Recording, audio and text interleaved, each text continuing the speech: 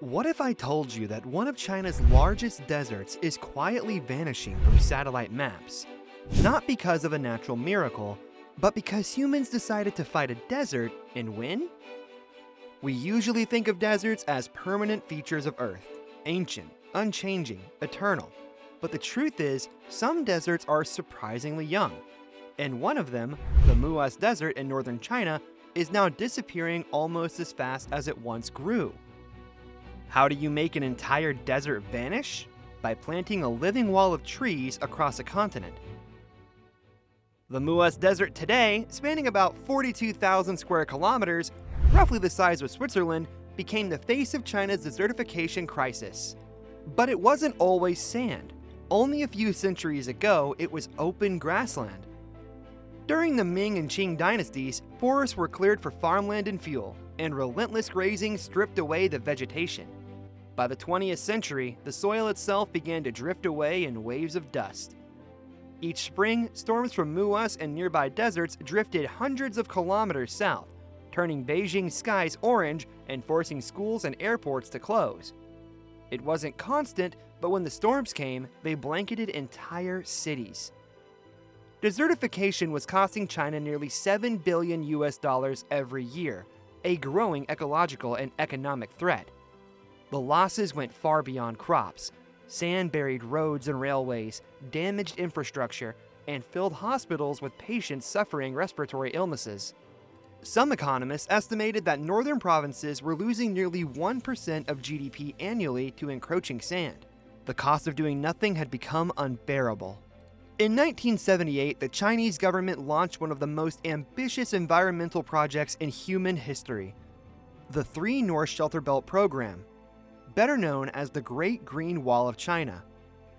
The plan was simple in theory and staggering in scale: to plant a continuous barrier of forest across China's entire north, 4,500 kilometers long, covering 13 provinces, and ultimately involving 35 billion trees over a 73-year timeline ending in 2050.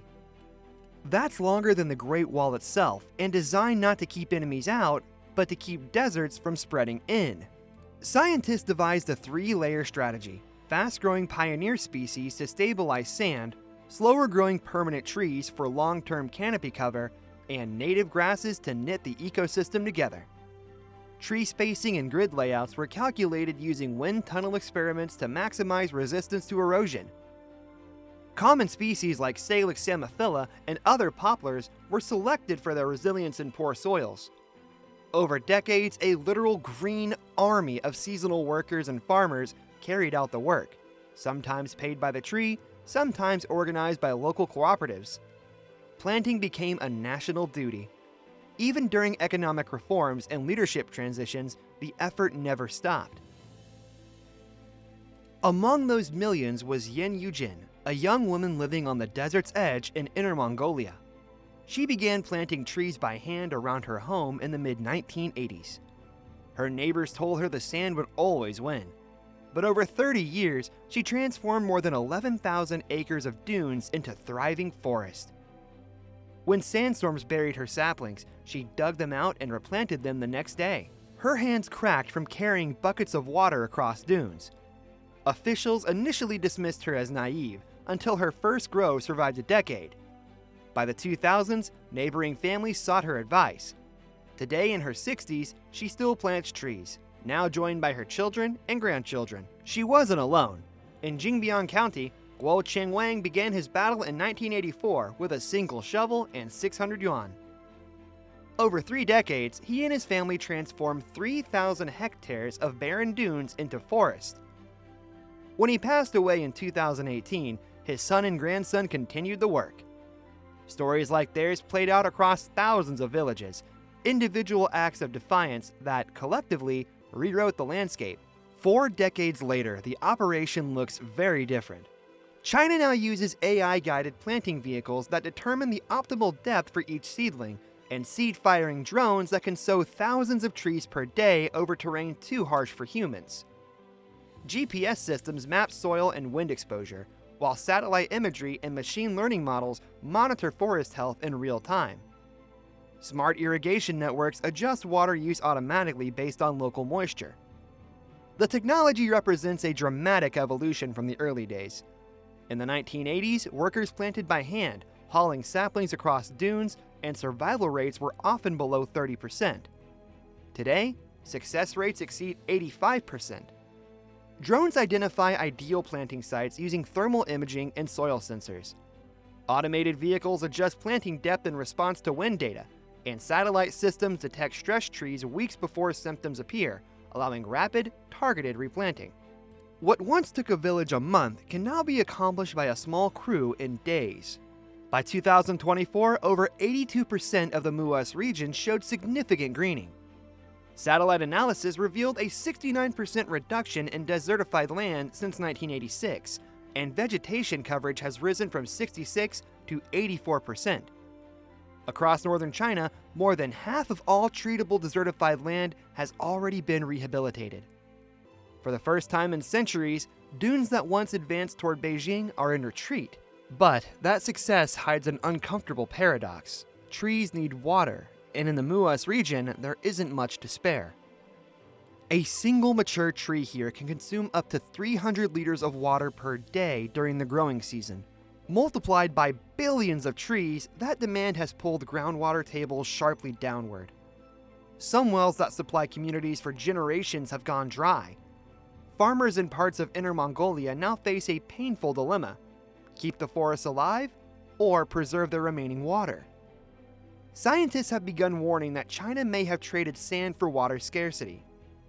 Many now advocate replacing some forests with native grasslands, which anchor soil with far less water consumption. It's a reminder that even the most impressive engineering victories can create new environmental risks. China proved that humans can stop a desert. Now it must prove that the forest can last. China's achievement contrasts sharply with efforts elsewhere. Africa's own Great Green Wall, launched in 2007 to halt the Sahara's expansion, has reached only about 15% completion after nearly 2 decades. The contrast is stark. While China coordinated a single national campaign across 400,000 square kilometers, Africa's project spans 8,000 kilometers and 11 countries, each with its own challenges. Funding shortfalls, political instability, and competing land use needs have slowed progress. Ethiopia has restored 15 million hectares, but nations like Chad and Niger have barely begun. The difference isn't just money, it's state capacity and continuity. Regreening northern China also became a point of national pride. In the years leading up to the 2008 Beijing Olympics, sandstorms were seen as a diplomatic embarrassment. Today, the program is cited as a model of environmental governance, and delegations from Africa, Kazakhstan, and Mongolia now visit to study it. The United Nations hails it as a major climate action success, while Russia is exploring similar methods for Siberian restoration. Still, not everyone is convinced. Western environmental groups have criticized parts of the project for relying on monocultures, fast-growing trees that absorb carbon quickly but can collapse after drought. Chinese scientists themselves are re-evaluating how to balance reforestation with long-term sustainability. In some regions, authorities are now thinning forests or switching to drought-tolerant shrubs, trying to find equilibrium between greenness and groundwater. The lesson is evolving. It's not just about planting trees, it's about planting the right trees in the right places. The story of the MUAS Desert is more than an environmental project. It's a preview of humanity's power to reshape entire ecosystems. We can now decide where deserts end and forests begin, and that's both inspiring and unsettling. China has shown what's possible with vision, technology, and persistence. A desert the size of Switzerland has been reclaimed. But the next chapter is unwritten. The 3 North program isn't scheduled to complete until 2050. The next 25 years will reveal whether this victory is permanent or just a pause in an ancient cycle. We've learned how to erase a desert. Now we need to learn how to keep what replaces it alive. What do you think about China's approach? Should other countries attempt their own Great Green Walls, or focus on smaller, local solutions instead? Let us know in the comments below. And if you want to see more stories about how human engineering is reshaping our planet, make sure to subscribe to True Geo. where geography meets geopolitics.